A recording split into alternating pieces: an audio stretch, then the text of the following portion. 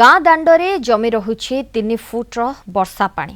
संबलपुर जिला नाकटी देउल ब्लॉक घोषरामाल पंचायत पथुरिया गाँ को भल रास्ता नाही।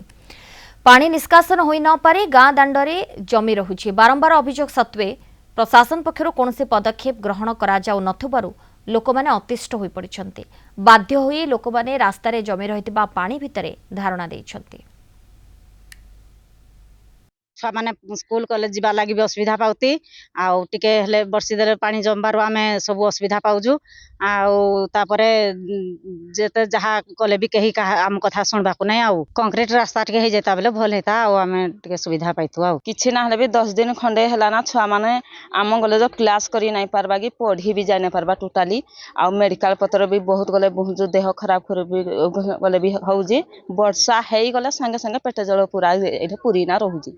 जलरा कहीं जाई नहीं पारु रास्ता नहीं भाई किसी ने पड़ी जाऊ पड़ी गले बैग भिजी जाऊ बस्तानी भिजे बही भिजी जाऊ रास्ता हेले भल हेता साप कंटियार भय लागु सरकार को कहूँ आम लगे रास्ता कर दो। सामान्य वर्षा हेले गाँ दाण्डरे लहड़ी मारुची वर्षा पानी जहा फल कि घर भीतर को पशिबा सहित सरीसृप को भय करुछंती ग्रामवासी। देखा जाऊ ए गाँव रे केते शीघ्र खंडिया रास्ता हो पारुची ताहा देखिबाकू बाकी रहिला।